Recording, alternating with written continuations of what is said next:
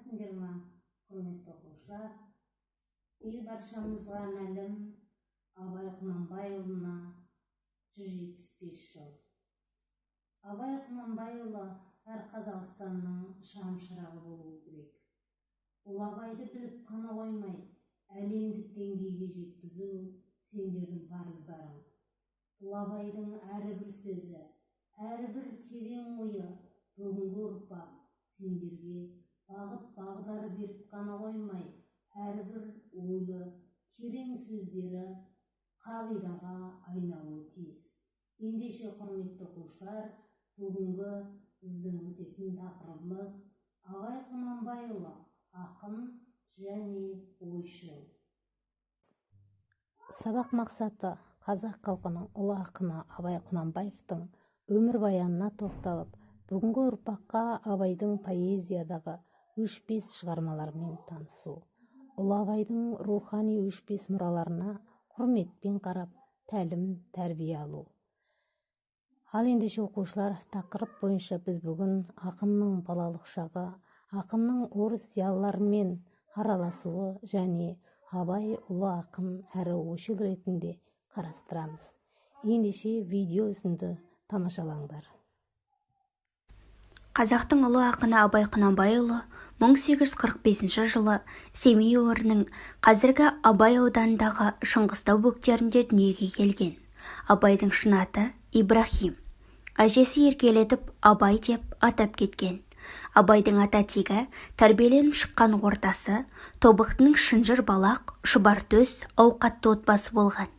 Әкесі Құнанбай аға сұлтан, болыс болса, аталары Өскенбай, Ырғызбай, атақты әйгілі билер болған.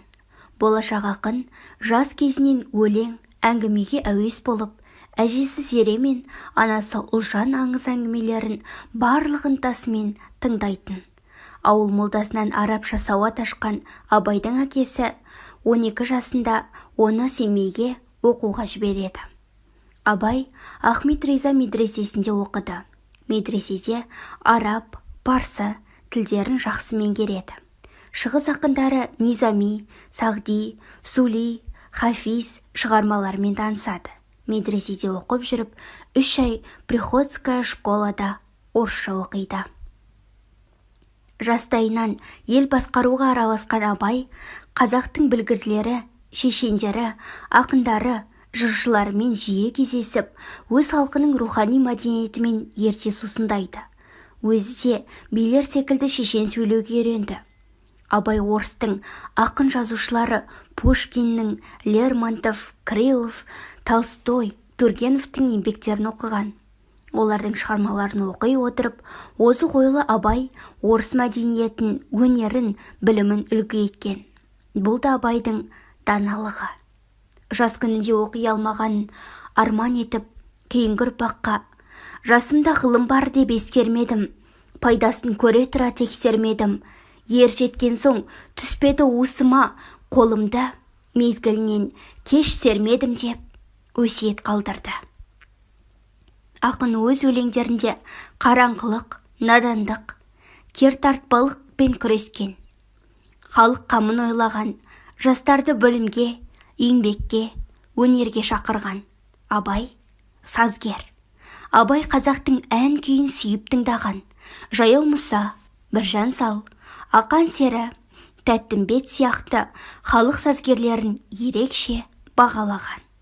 Өзі де бірнеше ән шығарған. Абай ойшыл. Абай ойшыл дегенде біздің есімізге оның қара сөздері түседі. Қара сөздері терең ой мен күрделі пікірге құрылған. Қара сөздер көркем әңгіме емес, алайда оларды даналық сөздер, мақала, ғылымдық, философиялық шолулар деп қарастыруға болады. Жақсы мен жаман туралы баяндайды. Халқын алға ұмтылуға шақырады.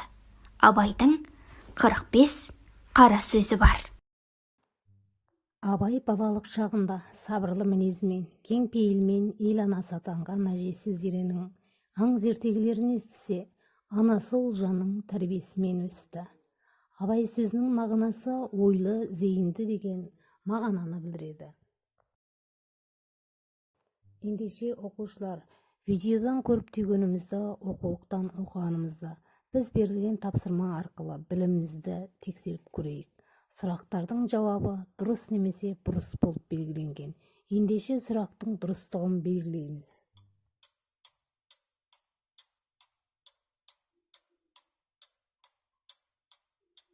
Ендеше оқушылар, дұрыс жауапқа назар аударамыз. Абайдың шын аты Ибрахим. Абайдың әжесінің және шешесінің аты Зере Ұлжан.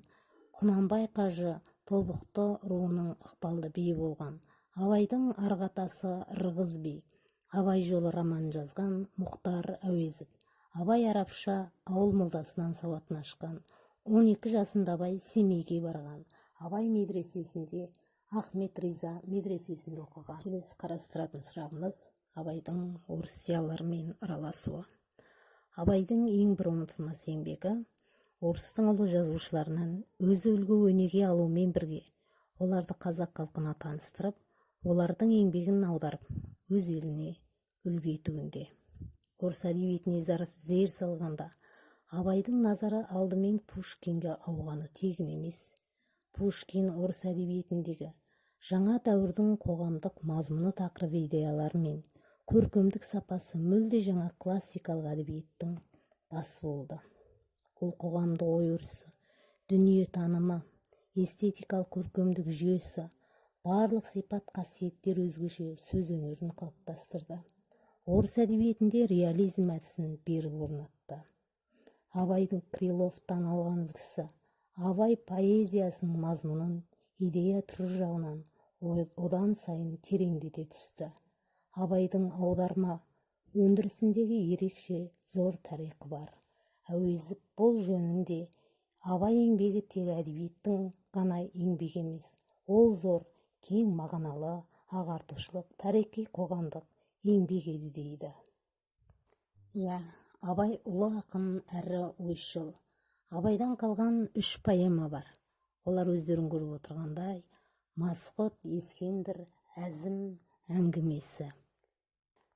Абай қазаққа қара сөзде дес бермедім деп, қара сөзді шешендік өнер деп көрсетеді.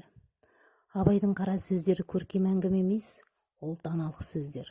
Онда ғылыми философиялық толғаныстар кең орын алған. Қара сөздердің өзіндік ерекшелігі бар. Сөйлемдері қысқа, мағынасы терең, ой саларлық, ғибрат беруді көздеп құрылған. Келесі тапсырма сәйкестендіру. 2 бағанадағы сәйкес келетін сөздерді бір-біріне бағыттап, сызықша белгісін көрсетеміз.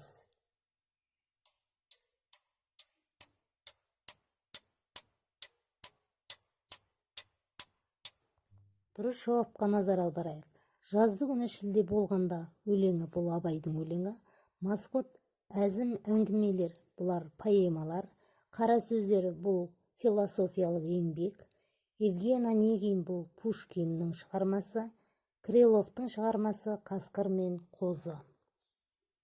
Келесі кезекте рефлексия пирамидасымен жалғастырамыз. Ендеше мен үйренген 4 мәлімет, мен білген 3 мәлімет, мен көбірек білгім келеді 2 мәлімет, есте сақтайтын бір маңызды мәліметті түртіп аламыз. Сабағымызды қорытындылай келе, Абай қазақ, орыс және бірнеше шығыс елдерінің тілдерін білген. Әлем және орыс әдебиетінің тұңғыш рет ана тілімізге аударған. 170 өлеңі, 56 аудармасы, 45 қара сөз бар. Абай қазақ халқы өмірінің айнасы. Және Абай отандық тарихымыз бен әдебиетімізге аса көрнекті орын алады.